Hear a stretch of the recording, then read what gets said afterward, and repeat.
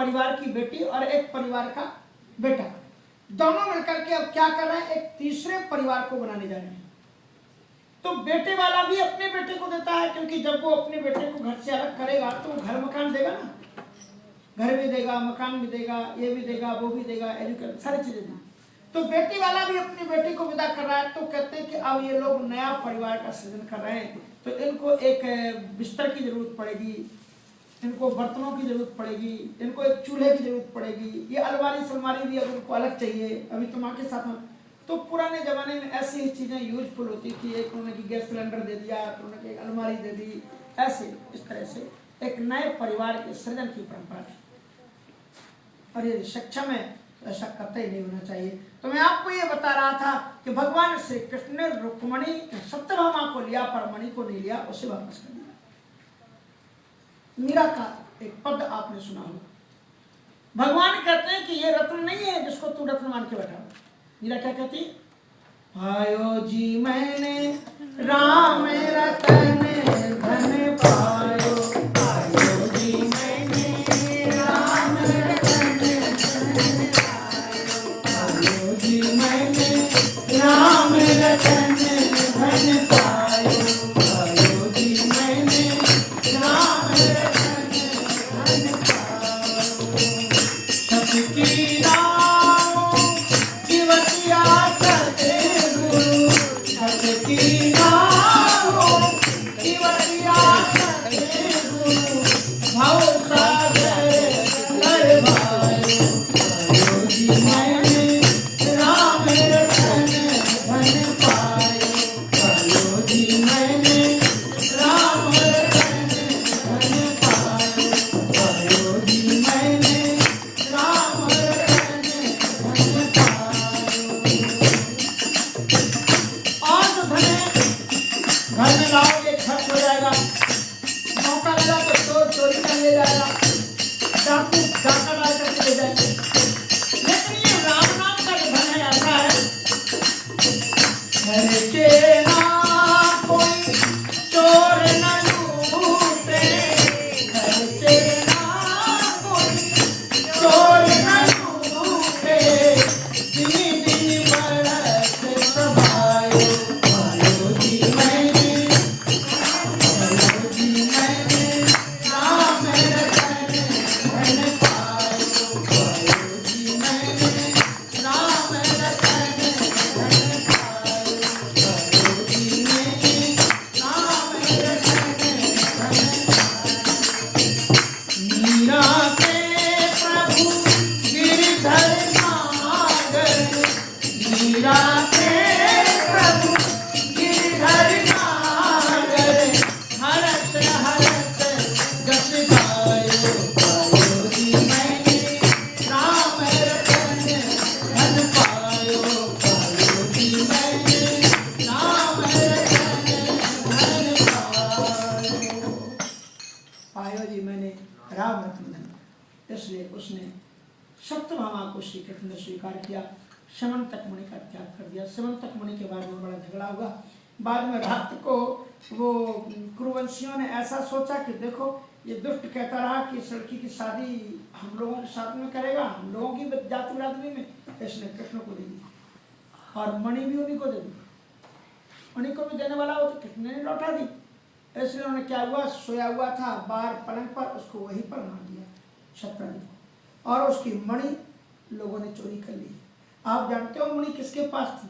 आप उस व्यक्ति का नाम जानते हैं, बड़ा धर्मात्मा था वो भागवत में, उसका नाम था अक्रूर। अक्रूर, कृतवर्मा, शतधन्वा, तीन ने मिलकर के जालसाजी की, शतराजित को मारा, मणि ले ली। श्री कृष्ण उस कृतवर्मा के पीछे, कृष्ण नहीं बलराम जी उसके पीछे दौड़े, किसने मेरे ऊपर फिर कलंक आएगा कि इन्होंने मणि लिए। तो उनके पीछे दौड़े और बहुत आगे चल करके फिर उन्होंने ये पाया कि महाराज उसको जब पकड़ लिया तो पकड़ने के बाद में उसकी तलाशी सारी की तो उसमें मणि नहीं मिली। तो बलराम जी को मालूम किस पर शक हुआ? भागवत को पढ़ना आपको, उनको कृष्ण जी पर ही शक हो गया, लगता है फिर उन्होंने कर दिया। ये पैसा एक ऐसी चीज है जो भाई भाई के बीच में मनमुटाव पैदा कर देता है, ये बताया गया। श्री बलराम जी को अच्छा लगा नहीं और वो वहीं से मथुरा तरफ चले गए तीर्थ यात्रा में। क्या है यार, ये बवाल लड़ाई झगड़ा इसी में पड़े रहो।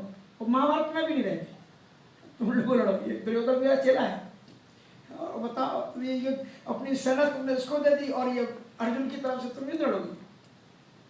सो अलग अलग बड़ी समस्या थी पारिवारिक। बलराम जी महाराज को ये लगा कि इसमें, तो भगवान श्री कृष्ण जी को फिर ये बात अच्छी लगी, भगवान कृष्ण जी को फिर अक्रूर जी को भगवान कृष्ण ने पकड़ लिया। अक्रूर जी से कहा कि देखो मुझे सही तरह से मालूम है, गुप्तचरों ने बता दिया वो मणि तुम्हारे पास है, हमें मणि नहीं चाहिए, तुम केवल भरी हुई सभा में बता दो कि मणि तुम्हारे पास है, ताकि लोगों को ये संदेह ना हो ये मणि एक ऐसी चीज है, मणि मानी पैसा, अंग्रेजी में भी तो वही करेंगे। हाँ, ये बड़ा दखलंदाजी परिवारों में डाल देती है, इसलिए बड़ा साफ सुथरा रहना चाहिए। सो आगे चल करके ये वर्णन आता है कि भगवान कृष्ण जी पांडवों से मिलने के लिए हस्तिनापुर गए, अर्जुन के साथ जमुना के किनारे घूमने के लिए गए, तो वहां पर उन्होंने देखा कि एक बड़ी अत्यंत स्वरूपवान कन्या गंगा जी में, जमुना जी में ऊर्ध्वाधर होकर के सूर्य की तपस्या कर रही है। श्री कृष्ण ने कहा कि यह कन्या इतनी स्वरूपवान और इस तप्त जल में खड़े होकर के क्यों आराधना कर रही, जरा पता लगाओ। अर्जुन जी गए तो उस कन्या ने बताया कि हम द्वारकाधीश श्री कृष्ण को अपने पति के रूप में वर्णन करना चाहते हैं। श्री कृष्ण ने कहा तो उससे कहो कि इतनी कठोर तपस्या करने की जरूरत नहीं, मैं आ गया। वो उनका परिचय क्या था, वो जमुना की पुत्री थी कालिंदी। सो भगवान श्री कृष्ण जी ने फिर 5वां विवाह किया, और उसके बाद में उज्जैन के राजा थे मित्रविंद, अनुविंद और मित्रविंद, उनकी मित्रविंदा बेटी थी। सो महाराज उन्होंने वहां पर स्वयंवर हुआ, स्वयंवर में राजाओं को जीतते हुए भगवान श्री कृष्ण जी ने 6वां विवाह किया। और उसके बाद में लक्ष्मणा थी दुर्योधन के परिवार की, भगवान ने 7वां विवाह उनके साथ में किया, और इस प्रकार से एक अनुविंदा के साथ में किया। तो भगवान की वो अयोध्या के एक राजा थे नग्नजित, उन्होंने शर्त रख रखी थी। देखो पुराने जमाने में विवाह उल्टे होते थे, आज के जमाने में क्या होता है कि बेटी वालों की परीक्षा ली जाती है। अमेरिका की बात नहीं कर रहा हूँ, इंडिया की बात कर रहा हूँ। बेटी वालों की तो तुम्हारे पास औकात क्या है, तुम्हारे पैसा क्या है, तुम्हारे ये क्या है, वो क्या है, ये सारी चीजें।